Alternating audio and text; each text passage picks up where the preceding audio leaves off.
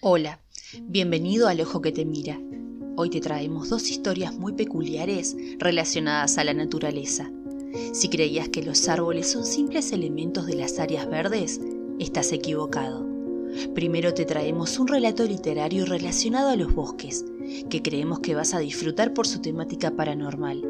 Y luego te vas a asombrar con una historia real en donde un árbol muy extraño puede cobrarse la vida de una persona. ¿Estás listo para adentrarte en lo paranormal? Si es así, entonces apaga las luces, ponete tus audífonos y comencemos.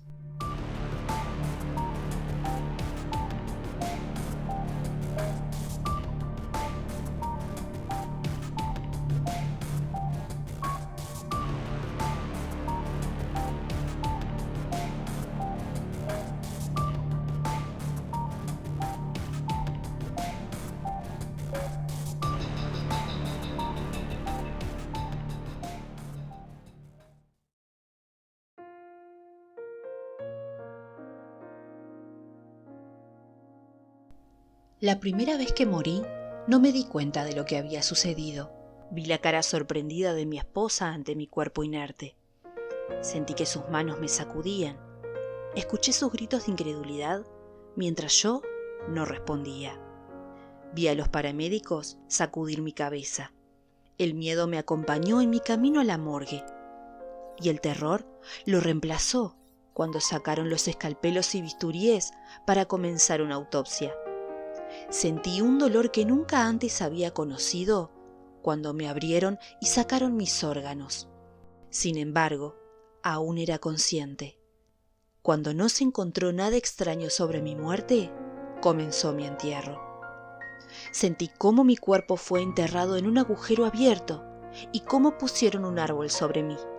Siempre había creído en la naturaleza y pensé que alimentar un árbol con mis restos sería una manera de completar el círculo de la vida. Sentí todas las etapas agonizantes de la descomposición, pero con el tiempo comencé a notar otras sensaciones, como la luz caliente del sol o la lluvia fresca, y poco a poco me di cuenta, dado que el árbol se alimentaba de mi cuerpo, de que mi alma fluía hacia él. Pero ninguna de estas sensaciones tenía comparación con lo que vino después, la sensación de otras mentes. Yo había elegido ser enterrado en un bosque que había sido plantado con gente como yo. Otros que habían permitido que los árboles crecieran con los nutrientes de sus cuerpos. Ahora era consciente de mi buena elección. Algo nos había atraído hacia los árboles y de alguna manera podíamos comunicarnos. Los más jóvenes aún usaban lenguaje para hablar, pero el más antiguo había superado esa necesidad. ¿Por qué utilizar la barrera de las palabras para describir el amor de la familia o el calor del sol, cuando se puede enviar esos sentimientos directamente hacia otro? Era una serenidad que yo nunca había experimentado. Años más tarde, escuchamos noticias de una joven. Nos habló de la guerra. Nuestro país había invadido a otro. Siguió una avalancha de jóvenes que contaban la misma historia. La guerra no iba bien. Nuestro bosque crecía y nos llenaba de inquietud. Entonces, oímos gritos de dolor y agonía de alguien a nuestro borde. Se suponía que el bosque estaba protegido por el respeto a los muertos, pero se necesitaban más suministros. La madera era necesaria para alimentar las máquinas de la guerra. Desamparados, presenciamos cómo nuestros amigos y familiares nos eran arrebatados. Los jóvenes fueron los primeros, todavía usando palabras para maldecir y gritar de dolor. Los adultos vinieron después, proyectando la mordedura del metal en su corteza. Y finalmente, cuando los más viejos cayeron, enviaron la misma sensación de muerte a través de nosotros. No podía ver, pero podía sentir el retumbar de la tierra mientras sus máquinas se acercaban hacia mí. No podía oír, pero podía sentir las vibraciones de sus sierras. No pude gritar, pero pude sentir el mordisco de sus hojas cuando llegó mi segunda muerte.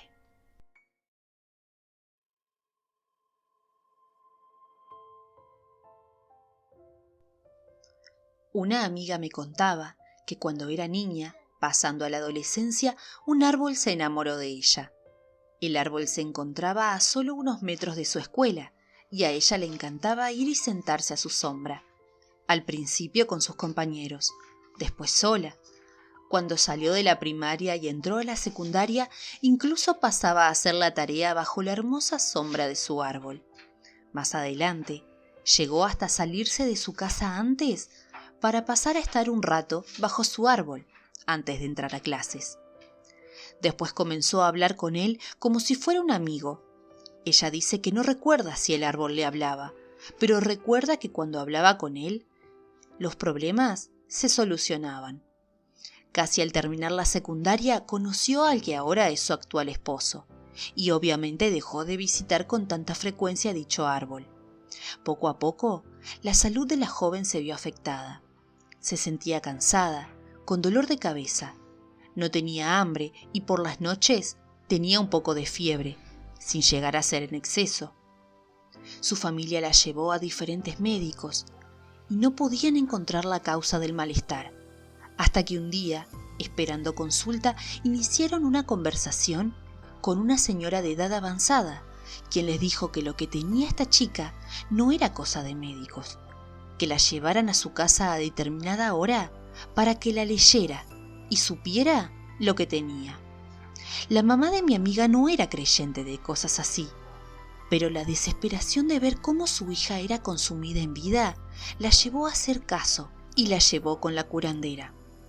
La señora le dijo con detalle de sus visitas al árbol y le preguntó si tenía razón. Mi amiga le dijo que sí y que ella amaba ese árbol. La señora le dijo que el árbol también se había enamorado de ella. Por eso, al darse cuenta de que había alguien más, al que ahora es su actual esposo, el árbol se puso celoso y la había jalado, es decir, se había quedado con su alma, su esencia o como le llamen. Así como dicen que pasa con el agua, pero esta vez había sido un árbol, su amado árbol. La señora les mandó llevar una ofrenda con flores de 7 colores, agua, comida y algunas cosas más como incienso y cuarzos para que el árbol la soltara. Pero una cosa importante debía suceder, y era que el novio debía ir para hacerle una promesa al árbol de cuidarla y proteger a la joven. Si la chica no mejoraba, tendrían que cortar el árbol y hacer otro tipo de ritual. Afortunadamente no fue necesario, pero después de unos días de pedirle al árbol que la dejara, este comenzó a entristecer hasta el punto de casi secarse. Pero, como un año después, el árbol se recuperó. Cierto o no, mi amiga volvió a ser la de siempre. Se casó y de vez en cuando regresa a pasar un momento bajo la hermosa sombra de su amigo árbol, que alguna vez estuvo enamorado de ella. Si llegaste hasta acá, te queremos agradecer como siempre por ser uno de los seguidores más fieles de nuestro canal, porque sin vos no podríamos lograr absolutamente nada. Recordá que si querés que tu historia forme parte de nuestro canal, podés enviarla a elojoquetemira.ok@gmail.com y te esperamos para un nuevo relato la próxima semana, como cada viernes.